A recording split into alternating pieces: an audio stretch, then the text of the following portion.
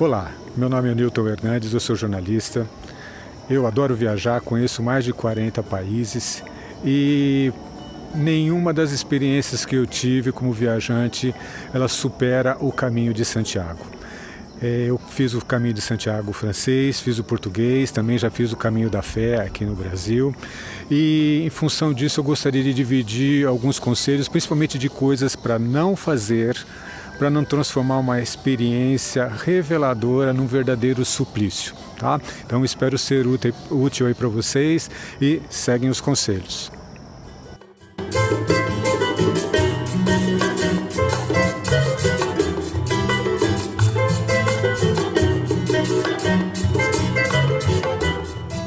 Se você não tem muito tempo para fazer, ou você tem um roteiro restrito, um número de dias restrito, divida o caminho, né? Eu mesmo fiz o caminho português em 10 dias, foi mais do que suficiente para sair de Porto, no Portugal, e ir para Santiago de Compostela.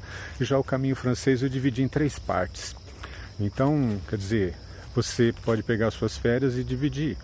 Cada 6 meses ou cada 1 ano você faz um pedaço, porque aí você, em 2, 3 anos, você faz o caminho inteiro, não é? Então, essa é uma questão muito importante. E outra coisa, a gente acha que fazer o Caminho de Santiago é chegar, né? Chegar em Santiago. É como se você tem um objetivo e você vai fazer com que esse objetivo aconteça de qualquer maneira, né? Mesmo às custas do seu corpo, de fazer tudo às pressas, né? A coisa menos importante do Caminho de Santiago, por incrível que pareça, na minha opinião, é chegar em Santiago. Porque eu chego em Santiago, acabou a experiência. Eu vi várias pessoas que chegaram em Santiago e ficaram tristes, até deprimidas, porque toda aquela experiência que elas estavam tendo, toda aquela coisa fascinante, acabou. Então, o Caminho de Santiago é o caminho, não é chegar em Santiago.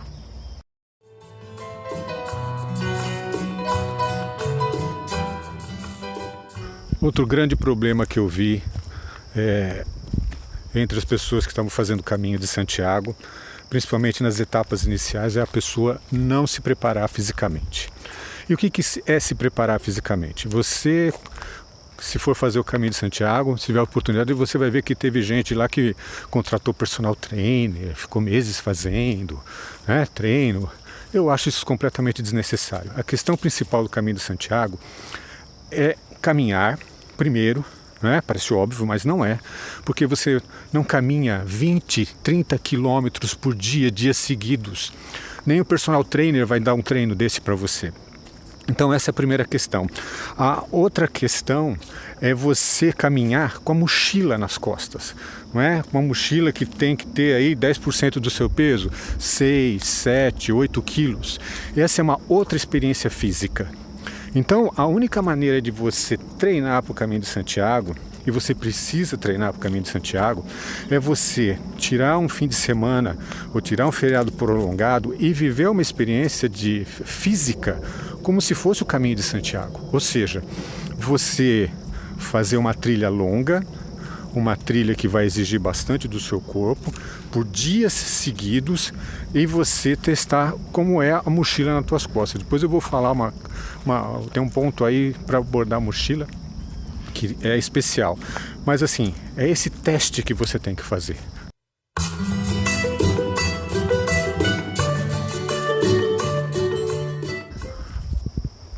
Uma coisa que você não pode deixar de fazer antes de encarar o Caminho de Santiago é fazer um exame médico, um check-up.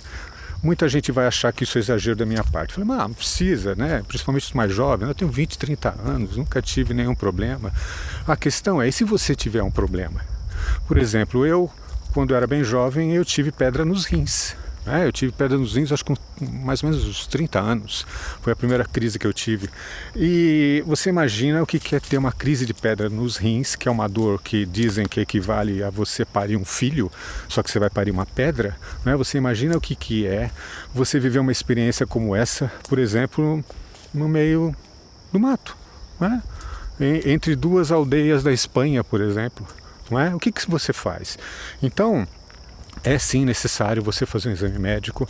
Eu conheci pessoas, por exemplo, conheci um cara de 60 anos que ele, a pedido do companheiro dele, ele fez exame médico antes de encarar o caminho de Santiago e descobriu que estava com o coração com as veias entupidas.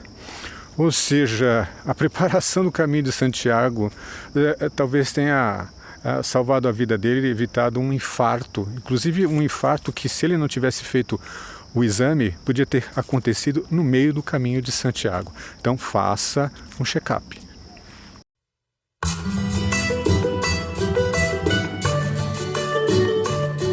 Na minha preparação para o caminho de Santiago, acho que um dos conselhos mais inúteis que eu tive, aliás, um dos mais inúteis que eu tive foi a respeito de calçado. A maioria me disse assim, compra uma bota, né? Uma bota impermeável, para te proteger o pé da chuva, para te proteger das pedras. Bem, eu vou botar uma foto aí para vocês verem, é uma foto que eu tirei dos calçados das pessoas, porque quando você chega num hostel, num albergue, você tem que colocar os calçados numa área especial para não deixar aquele chulé tomar o ambiente. E vocês podem perceber por essa foto que tem todo tipo de calçado. Então, a questão é, o melhor calçado para fazer o caminho de Santiago é o calçado que você se sente bem. Então, para você saber disso, só andando, não é? Então tem muita gente, por incrível que pareça, vai numa loja, compra um tênis, bota o tênis bem agarradinho, fala, não, esse serviu, e começa a fazer o tênis, começa a fazer o caminho de Santiago com um tênis ou com uma bota nova. É um desastre, é um completo desastre. Por quê? Porque o seu pé incha. E incha muito, e incha mais ainda quando você pega um dia muito quente.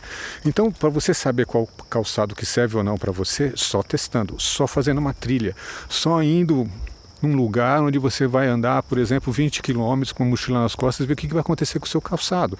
Porque ele pode ser maravilhoso no início e no fim a borracha cede e vira um inferno e esse inferno pode gerar bolha, e se gerar bolha, aí sim você vai transformar o caminho de Santiago num verdadeiro calvário, porque dói muito, uma única bolha dói muito. Portanto, o melhor calçado é aquele que você vai vestir, vai se sentir bem, que vai aguentar uma caminhada. Eu não sei qual é. O meu foi, por exemplo, um tênis. E por incrível que pareça, um tênis com meia social, né? Descobri que a meia social, o meu pé deslizava muito bem, né? Eu lavava, no outro dia estava sequinho, não é? Então foi ótimo. Outra coisa também, aproveitando, dando um conselho sobre calçado, eu levei um tênis, levei um chinelo, porque você vai nos banheiros, lógico, né? E levei uma sapatilha bem leve. Então essa sapatilha foi ótima, porque teve um dia que eu peguei uma chuvona, dia inteiro de chuva, cheguei com o tênis encharcado, e se eu não tivesse levado a sapatilha, não poderia comer, não poderia fazer nada, não ia jantar com nada seco nos pés. Então aconselho sim, é um pezinho a mais, mas no meu caso eu achei foi uma ótima experiência, e eu acho que vale a pena você, se está pensando em fazer o caminho de Santiago, também levar uma sapatilha bem leve, nada, né, pesado, alguma coisa que só envolve o teu pé, 100, 200 gramas no máximo, porque o dia que você pegar um chuvão e molhar o seu calçado, você tem uma reserva.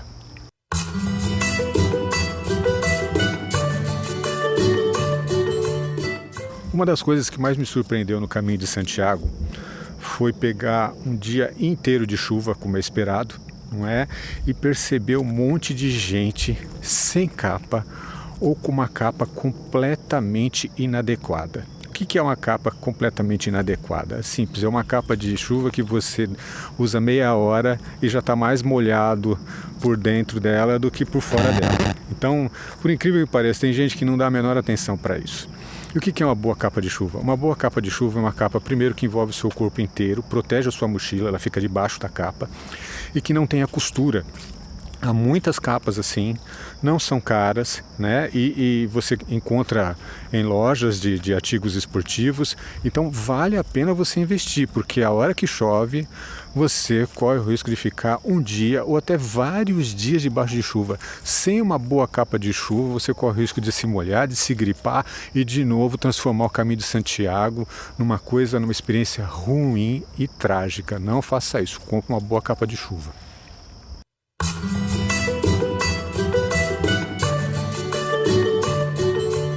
Qual é a mochila mais adequada? Uma mochila mais adequada é aquela que vai fixar o seu peso na cintura, certo? não nos ombros. Se você comprou uma mochila e você sente o peso dela nos ombros, está errado. Boa mochila, inclusive, que fica bem amarrada na tua cintura, você vai sentir que isso aqui está tranquilo, não vai pesar no teu ombro. Se você comprar a mochila errada, de novo, vai ser um suplício, você vai acabar com a sua coluna, acabar com as suas costas.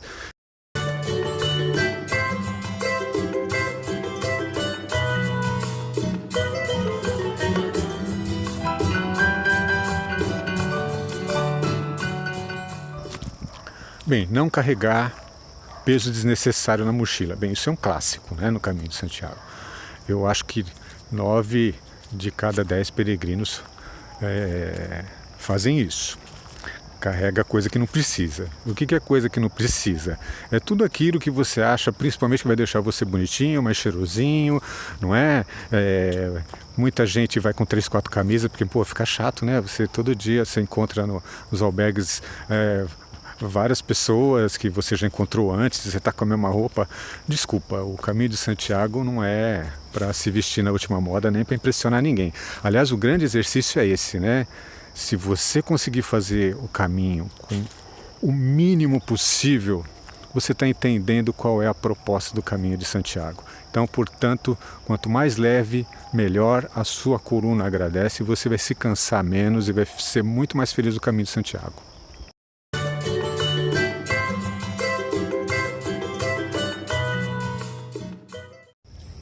Uma das coisas mais curiosas do Caminho de Santiago é que, se você quiser ter uma experiência 5 estrelas, você pode. O que é uma experiência 5 estrelas?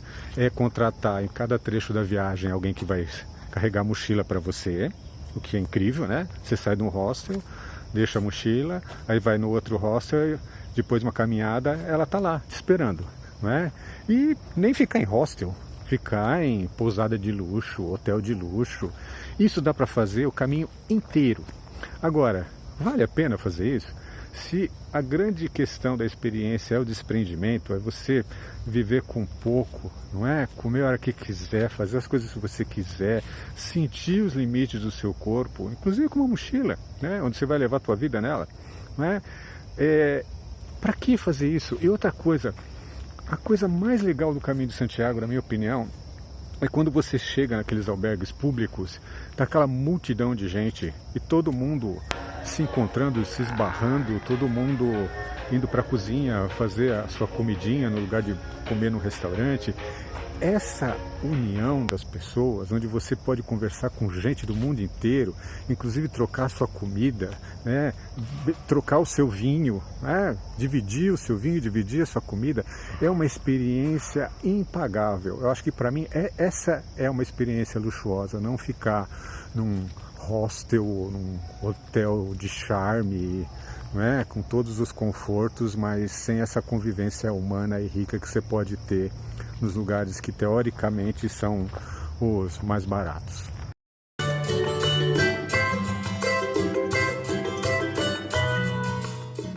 Eu acho que não se deve fazer o Caminho de Santiago sem que a gente esteja com a mente muito aberta. E o que é a mente muito aberta? É estar disponível para qualquer situação, disponível para conversar com as pessoas, para buscar as pessoas. No caso dos brasileiros, se tiver que falar inglês errado, fale. Se tiver que falar portunhol, fale. Não é? Não ter vergonha dessas interações. Buscar comer a comida mais simples, buscar as pessoas, chegar nos lugares e tentar entender a religiosidade daqueles lugares. Eu, por exemplo, não sou uma pessoa religiosa, mas adoro religião, no sentido que mostra para mim um pouco do ser humano, da cultura de um lugar. E o Caminho de Santiago, obviamente, é um caminho, além de cultural, um caminho religioso. E é muito interessante você conversar com as pessoas e estar aberto a elas. E aberto às experiências é justamente isso, é você saber que, no fundo, você não precisa de muito do luxo que você tem. Que o grande luxo, na verdade, é a possibilidade de você ver paisagens bonitas, é a possibilidade de conhecer gente do mundo inteiro, é a possibilidade de andar, refletir sobre a sua vida, não é? Sobre o seu lugar no mundo, sobre aquilo que você quer e como você pode fazer desse mundo um lugar melhor para você, para as pessoas que você ama, para todo o restante da humanidade. Isso é uma coisa que o caminho te permite, desde que você esteja aberto para ele. Tá? Buen caminho para aqueles que forem fazer, e espero ter instigado as pessoas a buscar essa experiência que, como eu disse, é uma das mais fascinantes experiências na vida, e por incrível que pareça, das possibilidades de viagem que alguém pode fazer, é uma das mais baratas também, ou menos caras, né? No caso com os brasileiros. Então vale a pena, insista, né? Você vai ver no Caminho de Santiago que tem gente de 80 anos, tem gente com obesidade mórbida. Eu vi cego fazendo o Caminho de Santiago, então não existe desculpa para fazer o Caminho de Santiago. Para não fazer, aliás, né? Eu acho que o Caminho de Santiago está aí para qualquer pessoa, desde que ela esteja a fim de fazer e de viver essa experiência. Eu espero que você tenha essa vontade de viver essa experiência também, porque ela vai ser ótima, você vai se sentir transformado depois dela, tá? Obrigado.